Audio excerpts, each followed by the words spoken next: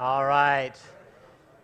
So earlier today, I was struggling. I was having a difficult time, and as I do often whenever it comes to anything that's technical and things like that. I mean, if it's easy, then I can kind of grab hold of it, and that's why I like. I'm not going to go there anyway. So I was struggling, and I went to Andrew and I said, Andrew, I can't seem to get this from here to here. I can't get my notes from my computer onto my iPad, and I don't have that little wire thing to put it together. He says, oh, I can take care of that. So he did it. And then all of a sudden, I looked at my notes after it was all said and done, after he did everything, and this is what he put. Right at the very beginning, he just put, Andrew is the best. So I felt like I needed to at least acknowledge that Andrew was the best, because... We need your earpiece closer to your mouth. You want it closer to my mouth? You want me to eat it or just kind of... Okay, is that good there? All right, see? Look at that guy. What a guy. I could not survive without him. That is awesome. Hey, we're in the midst of a series entitled Guardrails, and everybody kind of understands what a guardrail is, right? You've got some sort of picture in your mind of a guardrail. They're those metal things or cement things that are along the side of the road that they place there, to kind of keep you out of the danger zones in life, right? I mean, that's kind of what a guardrail is. And last week, as we started this series, as we began the whole thing, I gave you a definition of what a guardrail is. And I want to read that again to you because I think it's just important for us to kind of get it down in our brains. It says that a guardrail is a system designed, and that's important. You need to understand, to me, that's extremely important because what it is it's intentional. Somebody somewhere along the way said, hey, you know what? This is a dangerous place. We have either lost cars in this place, or we've seen people damage their cars, or we've lost lives, or whatever it is, but something has happened, and we need to establish a guardrail along the way. Or they know that is a place that it could happen. In other words, before it even happens, let's go ahead and set something up so that it doesn't happen. So the definition says, a system designed, it's intentional, to keep vehicles from straying. Now that's a key word there, straying, because usually we don't do that sort of thing intentionally, right? I mean, I rarely meet somebody that says, hey, watch this, I'm going to run right into that guardrail. We just don't say those kind of things. So they're designed to keep vehicles from straying into dangerous or off-limit areas. Now listen, the idea behind a guardrail is that if you hit a guardrail, they place it in those dangerous places, over bridges, they place them in curves and cliffs, and they place them in medians and things like that. So they place them in those dangerous places so that if you were to stray and you were to hit one of them, the damage that was done would be minimal in comparison to what would happen had the guardrail not been there. Does that make sense? I mean, everybody kind of grabs hold of that. We got an understanding of that and everything else. The other interesting thing about a guardrail is that they never place the guardrail in the danger zone. Have you ever noticed that? It's always inside to the place where it's actually safe. So in other words, if you were driving down the road and they just removed all the guardrails, you would have more room to drive. Wouldn't that be, you can maybe pass people on the medians because, that's just the way it is if they remove those guardrails. But the problem is that you'd be flirting with disaster constantly because there'd be nothing there to kind of hold you in and to keep you safe and to keep in the places where you need to make sure that you stay. So last week, what we did is we asked the question, what if there were guardrails in our lives? What if there were guardrails in different and specific arenas of our life, those areas that are dangerous and those areas that somewhere along the way, as life kind of goes on, your life just kind of spins out of control and you go off the edge. And here's the thing. Most of you in the room, if you're over the age of 15, you have had some sort of a situation in your life where you now have some sort of regret. And had you established a guardrail in your life, then more than likely you would not have the regret that you have today. In other words, if you'd established a financial guardrail or a moral guardrail or maybe a relational guardrail or maybe a health guardrail. Maybe you're in a situation now where your health is so deteriorated because all of a sudden you realize that, if I would have just taken care of things, if I would have just put up the guardrails in my life, then I would be better off, right? So the question was, what would it be like if we could establish some guardrails in our lives and in some arenas in our life? Now, before I tell you what we're going to talk about today, kind of dive into a specific subject, I want to give you a little warning because here's what I know. I've done this for a long time. And I've watched people, I see people, we talk to people and everything else. And here's what I know about you.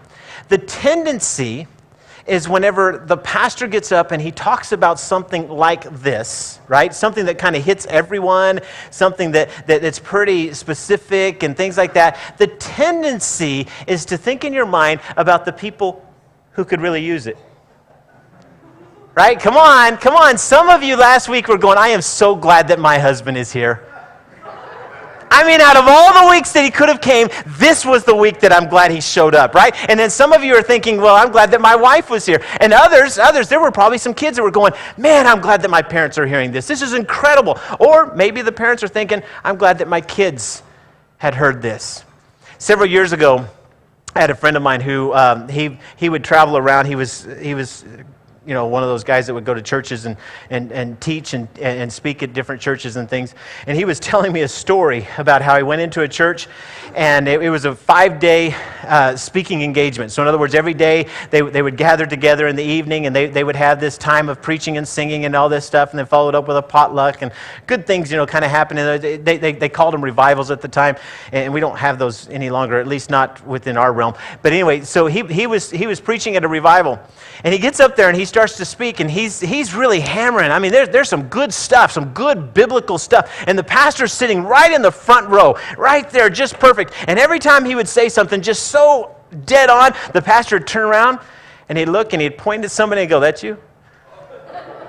And then he'd turn back around, and then the pastor would hit another one. He'd kind of turn around and look and go, "There you go, right there." And so let's not do that today. All right. I don't want to see any elbows. I don't want to see any poking in the sides. I don't want to see, hey, are you listening? Make sure that you're awake here. Because the reality is this is about you. All right. This is your area, your life, your guardrails, the things that you need to establish in your life. Because it is so important, and it's your life that will ultimately be ruined if you run off the road. Right? Right? I mean, you can hope, well, I hope my husband's listening so that he doesn't run off the road. But the reality is you probably will run off the road because you're not paying attention anyway. So let's kind of all come back, and for the next 20, 30 minutes, 40 minutes, an hour, however long I go, let's all just kind of come together and make a pact. It's about me today. I'm listening for what I'm going to get. So today we're going to talk about friendships. We're going to talk about relationships. We're going to talk specifically about our friendships, about our compadres, our posse, our gang, the people that we hang out with. And the reason this is so important, listen, please hear this. The reason this is so important is because either it has already happened, it is happening now, or it's going to happen. But somewhere, well, probably all three, somewhere in there, you are going to be close to a group of people, or close to a person who is going in the opposite direction that you are. Does that make sense? I mean, everybody, and nobody raise your hand. I don't want to see anybody go, "Oh yeah, I remember that. His name was Tom.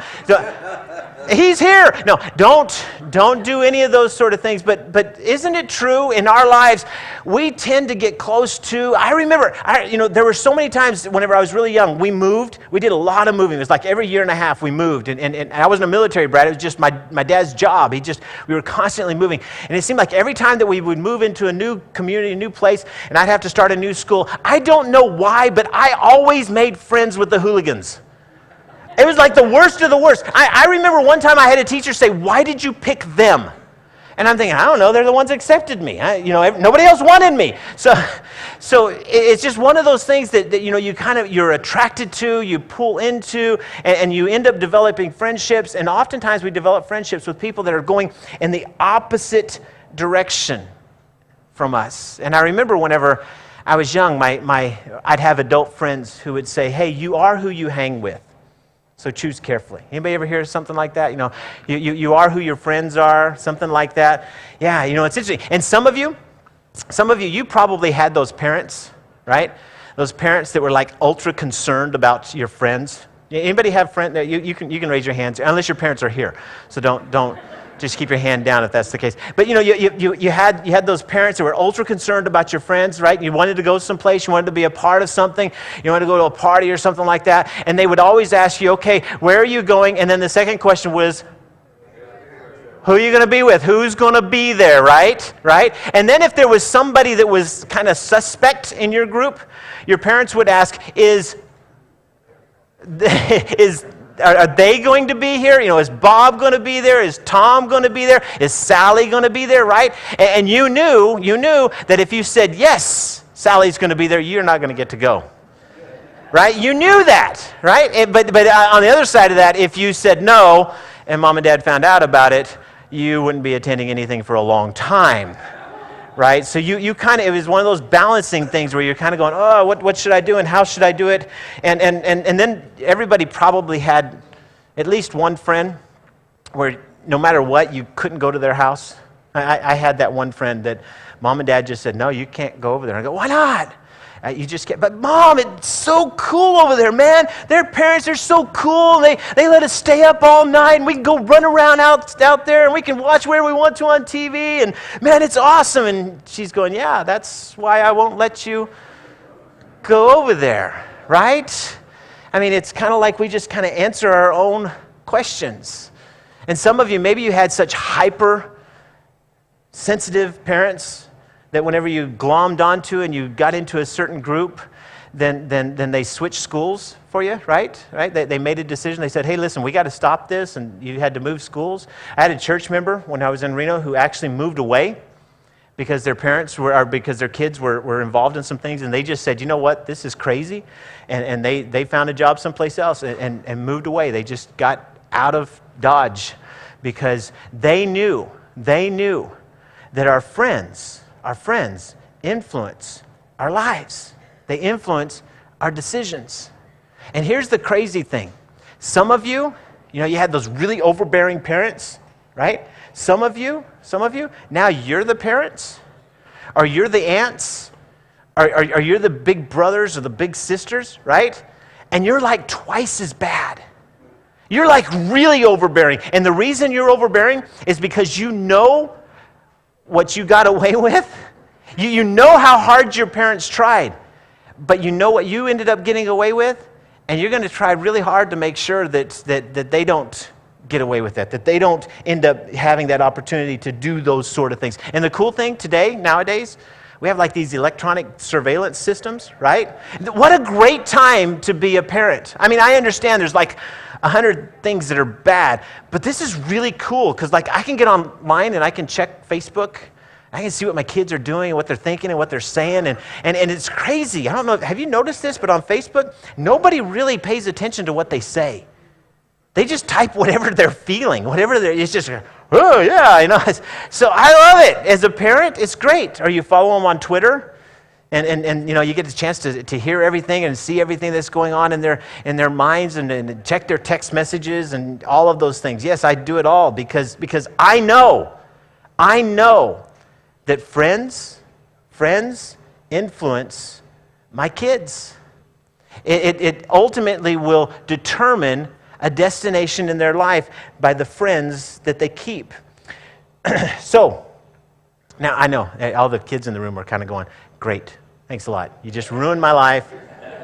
You just made it 10 times harder. I've been trying to talk Mom and Dad into letting me stay over at that house, and now they'll never let me do it. Well, kids, let me just say something to you. I've been setting your mom and dad up, okay?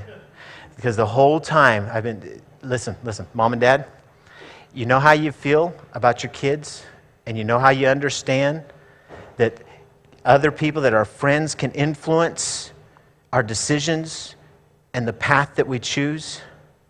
Let me tell you something. It's the same thing for you. It doesn't go away just because you turned 18 or 19 or 20 or 30 or because you have kids now. Your friends influence your decisions and ultimately the destination in your life. It'd be an interesting thing to have a conversation, to talk with your kids, just to sit down with one of your teenagers and say, hey, I was just wondering, who is it in my life, what friend in my life is it that you feel like is influencing me in a poor way? It'd be an interesting conversation. Now, kids, if you're here, don't go to Mom and say, hey, I've got an idea. Don't do that. But I'm telling you, they know. Just like you know, whenever you look and you say, hey, little Tommy, listen, that Jack kid, he's not good. He's not a good influence. There's not some good things there. You need to stay away from him, right? In the same way, your kids are able to look at you and say, man, Mom's just a different person whenever they get around them. Dad's just a different person when they get around them. They understand. though they don't want to admit it, but they understand that our friends influence the direction and the quality of our life. And here's the thing about friendship, right? I mean, this is pretty across the board. The thing that makes friendship so wonderful are also the very same things that can make them so dangerous. Because when we get around friends, listen, when we get around friends, we drop our guards. Isn't it true? You get around a group of friends, you kind of relax. And the reason we do that is because we're accepted. And we're acceptance magnets, aren't we? I mean, we long to find the place where somebody kind of knows us and they know us for who we are, and then ultimately they accept us for who we are. And the moment that you get to the place to where you're accepted and you drop that guard, you are at the place of being the most vulnerable for influence that you could ever be. You see, here's what I know about you. Most of you in the room, I would dare say all of you in the room, one or most of your greatest regrets, when you look back, they were done with friends. Or at least somebody that you thought was your friend at the time, right? Come on. Isn't that true? One, or at least one, if not more than that, of your greatest regrets, when you look back in your life, they were done with friends. And here's the crazy thing. Had you, whenever you walked into that situation, and let's say 2 weeks, 3 weeks, 4 weeks prior to doing it, you never would have thought of doing something like that. It never would have entered into your mind. You would have said, no, I wouldn't do that. As a matter of fact, if your parents or if a friend would have sat down with you and said, hey, I know where this is going, this is where this is going to end up, you'd have said, no, it'll never end up there. That's crazy. It's not going to be that. I'm not that kind of person, right? And then somewhere along the way, because of influence, and because of you dropping your guard, and because of you being accepted and wanting to continue to be accepted, you moved into a situation where you did something that you never, ever would have done before. So your friends influence the direction and the quality of your life. And it goes both ways, doesn't it? In other words, it's not just bad. It can be good as well. Some of you, your stories, the reason that you're here tonight is because your story would be something like this. Hey, I was heading in the wrong direction. I mean, things were going bad, and I was just going the wrong way. And then I met this guy, or then I met this girl. I met this group, right? And they invited me to their house, or they invited me to go someplace, and I went and hung out with them, and they accepted me, and they included me in their group, right? And then they invited me to church, and I came to church, and through that, I figured out some things, and then they told me about Jesus, and my life is forever different. See, friends influence us. Solomon, in the book of Proverbs, he gives us this incredible verse that in so many ways kind of explains this, or at least lays it out in a way that I've never seen before. Solomon is known to be the wisest man to ever live. And I want you to listen to what he says. He says this in Proverbs chapter 13, verse 20. He says, walk with the wise and become wise, for a companion of fools suffers harm. Walk with the wise and become wise, for the companion of fools suffers harm. Let's say that together, just the first part. Walk with the wise and become wise. Let's do it again. Walk with the wise and become wise. Now the second part. For a companion of fools suffers harm. For a companion of fools suffers harm. Let's say it all together. Walk with the wise and become wise. For a companion of fools suffers harm. Now listen, this is so interesting because what an incredible, Solomon just gives us these two scenarios, these two ways of looking at things, right? He says, walk with the wise and become wise. Now what does it mean? For me, this is the way I study things. Whenever I take a look at a passage of Scripture, my first thing is I want to pick this apart. I'm going to say, what does it mean to walk, right? What does it mean to walk? And last week, you remember we talked about the difference between that word live and walk. And live can be this grand macro thing. In other words, all of us could say, hey, I'm heading in the right direction. But walk means, but what are you doing? What kind of decisions are you making on a day-to-day basis? So whenever Solomon writes and he says, walk with the wise, what he literally means is those people that you do life with on a day-to-day basis. Does that make sense? Those people that you go to and you ask opinions about and that you talk with, that's what he's talking about. Walk with the wise. So what does it mean to be wise? Well, last week we talked about the fact that wise people understand that all of life is connected.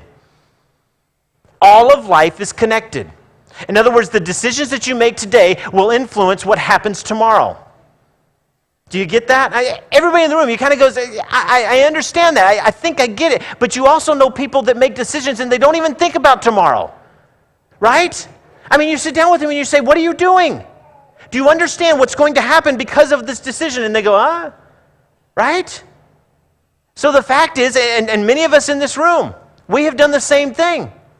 We don't think about the decisions that we make, and we don't think about the fact that whenever I make this decision, it's going to impact or affect tomorrow. So when Solomon says, walk with the wise, he's talking about do life with those that understand that all of life is connected.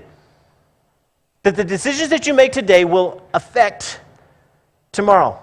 They will touch what happens tomorrow. And if you do this is a promise that Solomon tells us. If you do it, then you yourself will become wise.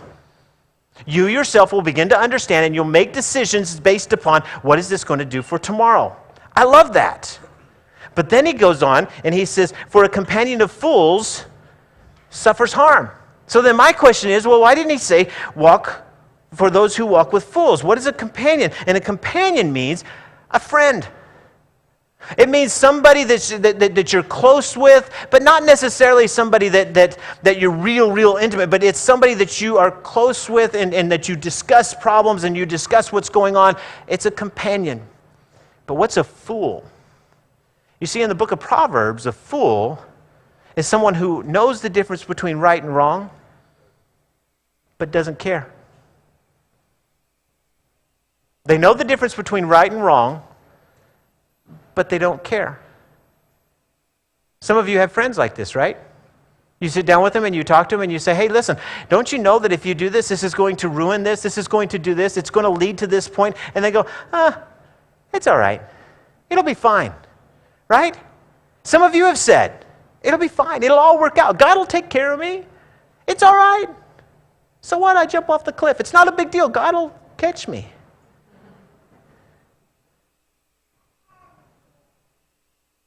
Solomon says the companion of fools suffers harm. I find it interesting that he doesn't say a companion of fools will become a fool, right? Because before he said walk with the wise and you'll become wise. But in this situation he says you'll suffer harm. You see, what Solomon is telling us is that it is possible to actually hang out with fools and not necessarily become a fool, but have your life be messed up because of a fool's decision. Are you following me there? Come on. Because everybody in the room, you've had some sort of a situation where you were hanging out with some people and, you in your mind, you were thinking, I probably shouldn't be here. I probably shouldn't be doing this. I don't know. But you're hanging out because you kind of feel like it's fun. Good things are happening. Yay, go, and all that. And then all of a sudden, their lives blow up. They get arrested or they get pulled over or something happens in the situation. And now all of a sudden, you're in trouble because of a decision that they made. Right? Right? And that's what he's talking about here. He says that a companion of fools suffers harm. You don't necessarily have to become a fool. Because here's what most of us say in our lives. Most of us in the room, whenever it comes to our friends, we think, but I'll never do what they do. I'll never be what they are. Come on, you've said that. You've said that to some of your friends. Whenever they came to you and they said, you know what, I'm not too sure about this. I'm not sure about this person. I'm not sure about this situation, right? And you have said, your words were, yeah, but you know what, I'm not them. I won't do that. I'm not going to, I'll never. And what Solomon says is that, no, you don't understand. If you hang out with the fools, you're going to get foolishness on you. There's going to be a blow up and it's going to happen.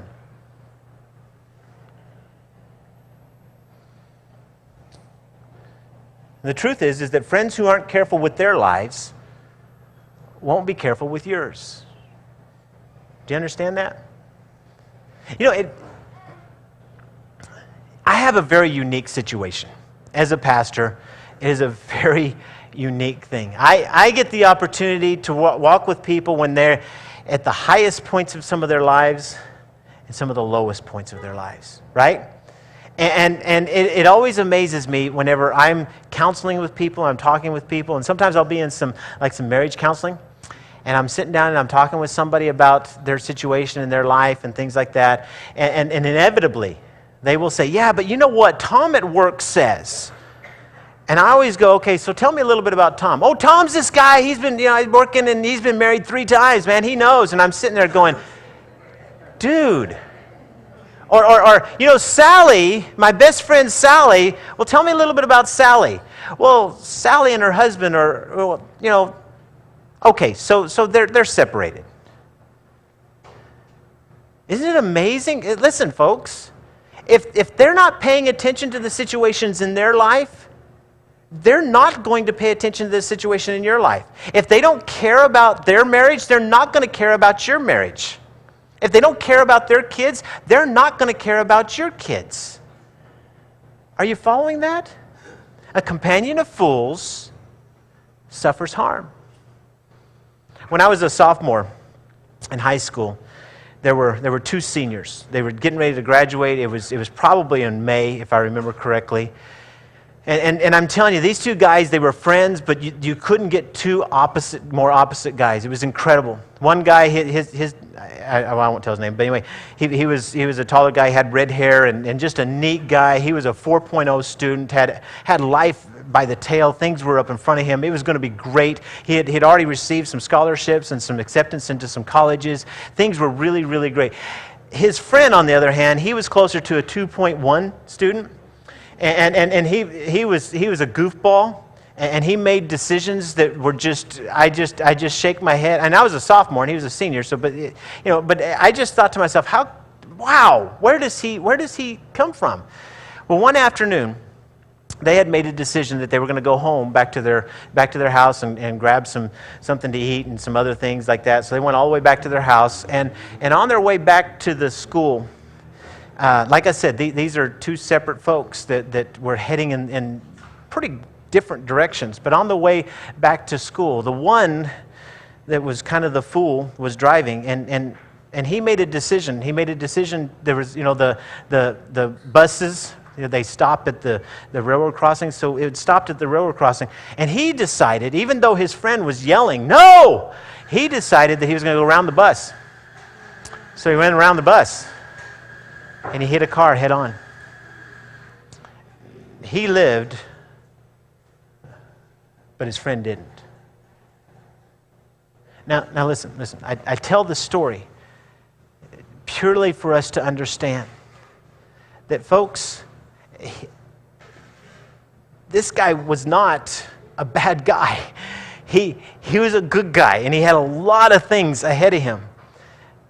But because he hung out with somebody that really didn't care much about his own life, he suffered harm.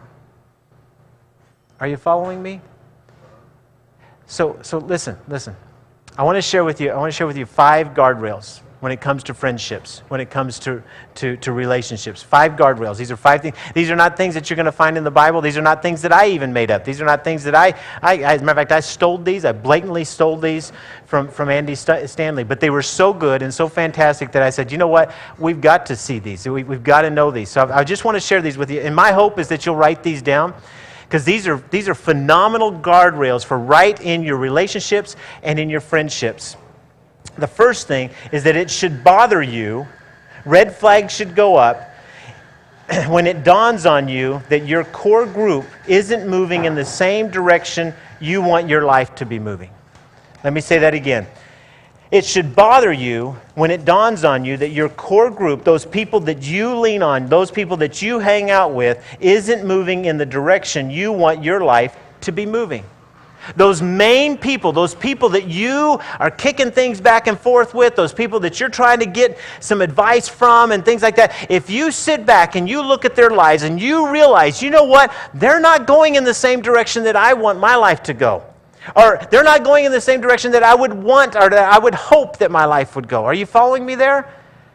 Whenever I was 20 years old, I think that's correct. I was 20 years old and I was engaged to a young lady that I'd gone to high school with.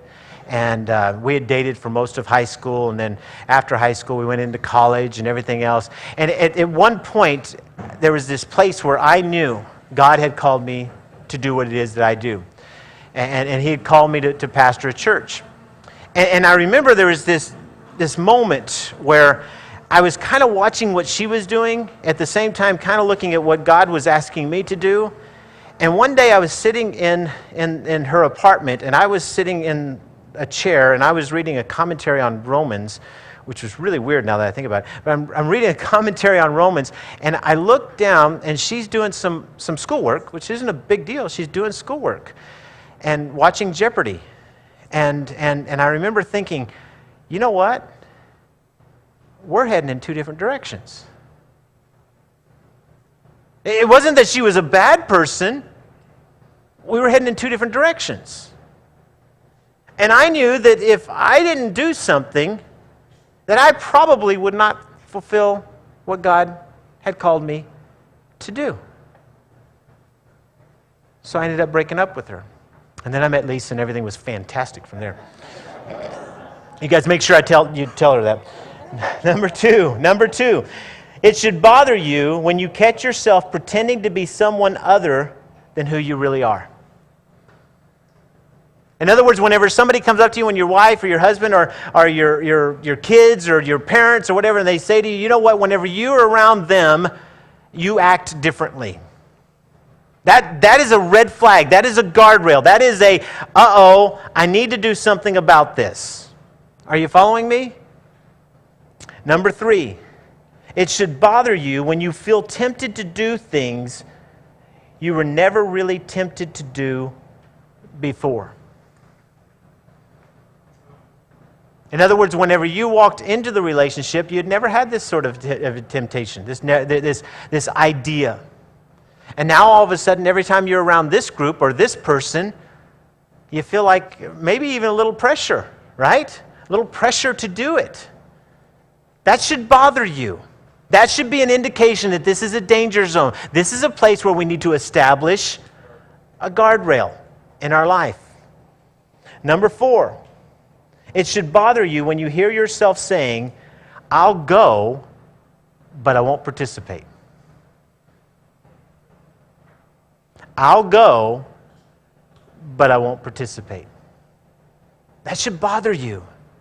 Because all of a sudden in your mind, you're telling yourself, well, you know what they do and the activities that they're doing, this is not a good activity. It should bother you when you say, I'll go, but I won't participate. And then number 5, it should bother you when you hope that the people you care about most don't find out where you've been or whom you've been with. You ever had one of those situations? Or you meet up with a good friend or a parent, someone that knows you really well. What you been up to? And inside you're going, ooh, I really can't tell you. Right? It should bother you. When the people that you know that you love the most, you hope that they don't know where you've been or whom you've been with. Now, folks, listen. Please hear this.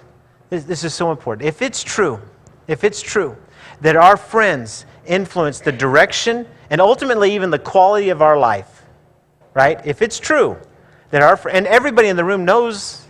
I mean, all you got to do is look backwards. Look at your life. Look at your kids. Look at the people that you try your hardest to make sure that you kind of let them know, hey, don't do that, right? We all know that our friends influence the direction and the quality of our life. If it's true, then what we need to do is we need to get honest with ourselves. We need to back away. We need to assess the situation. We need to put some wise people in our lives. And then we need to establish some guardrails. And don't ever mistake a guardrail for a lack of concern or a lack of love. Because that's not what it is. You know that. Deep down in your heart, you know. I mean, whenever your kids are involved in a particular activity, you don't cross over the guardrail to go rescue them. You stay on this side of the guardrail and you pull them to safety, right? That's what you do. And the only way that you could possibly do that is because you yourself are in a safe spot. And the only way that you could truly rescue your friends is if you yourself are in the safe spot. I can remember I had a friend that, boy, he just had trouble. Friday night came and it was time to go out and party and have a good time. And he'd call me up and say, "Hey, Lance, let's go." I said, "No, that's all right. I'm going to stay home." He said, "Oh, come on, let's go." I said, "No, that's all right. I'm going to stay home." But you know what I knew? About 1 o'clock in the morning, I was going to get a phone call. I knew it. Now, see, I wouldn't have got the phone call had I been over on the other side. But I knew I was going to get the phone call. And then I was going to drive down, and I was going to pick him up. He was going to cry on my shoulder for an hour. I was going to talk to him about it. He'd make some sort of big decision and say, "I'll never do that again." Then somewhere down the road, we'd do it all over again. But the fact is that you've got to establish those guardrails. It's the greatest way that you can show those that you really love that you love them. Does that make sense? Man, I hope that makes sense. Because I think sometimes in our mind, we think compassion means that we have to cross over the guardrail. We have to do it with them. That's the worst thing you could do. That just suck you right into it. The companion of fools suffers harm every single time. So as I was talking, who came to mind? Don't say it out loud. Especially if they're with you. That would be really bad. Not a good thing. But who came to mind? Who is it that was kind of bouncing around and you were thinking, "Oh, he's talking about that person. Oh, God's telling me, oh," right? Listen to this advice. Back off. Assess the situation. Find some real good friends in your life. I encourage you, if you're not involved in a small group, in a community group, I encourage you to find a community group, to be a part of that, to find a group of people who are doing life together and trying to figure out this whole Christianity thing together and what God wants and how God wants it in your life. I encourage you to find that and to do life together. And then at the same time, you can still keep those friends, but you make sure you have some healthy friends that kind of tether you and draw a line and say, "Hey, we're going to help you through this situation." And then you can establish that guardrail.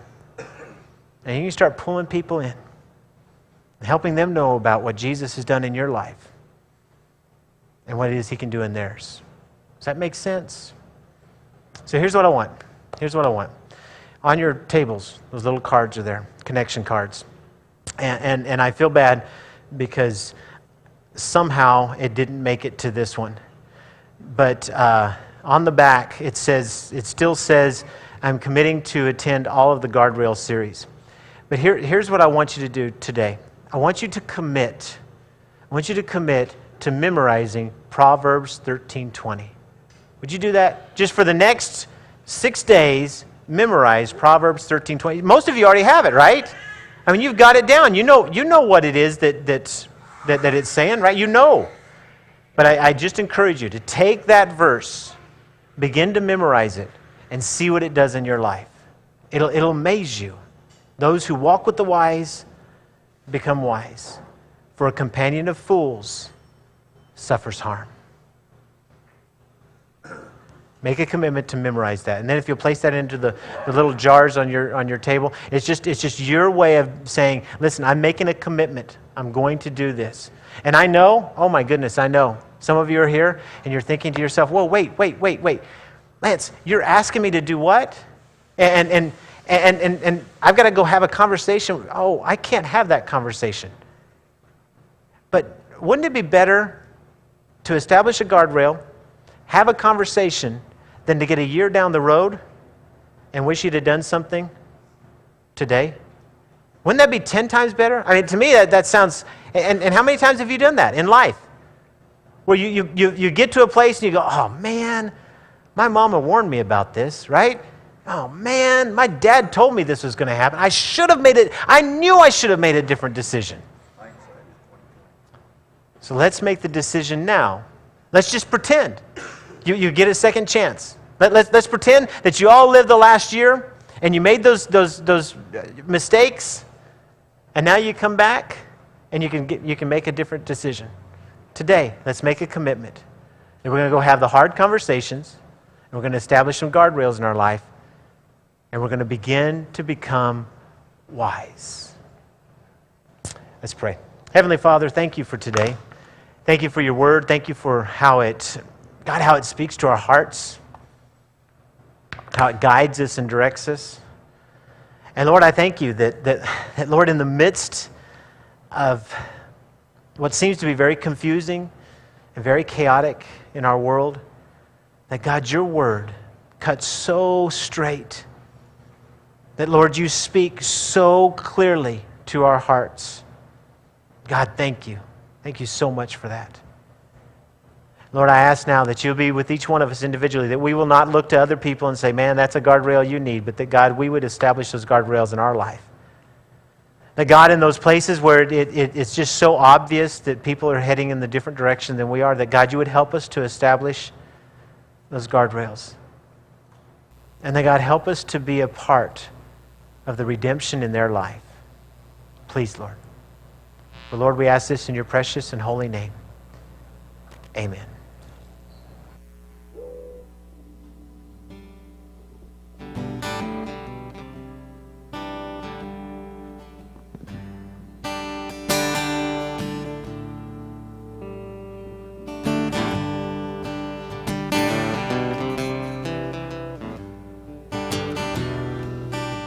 Just sing with me.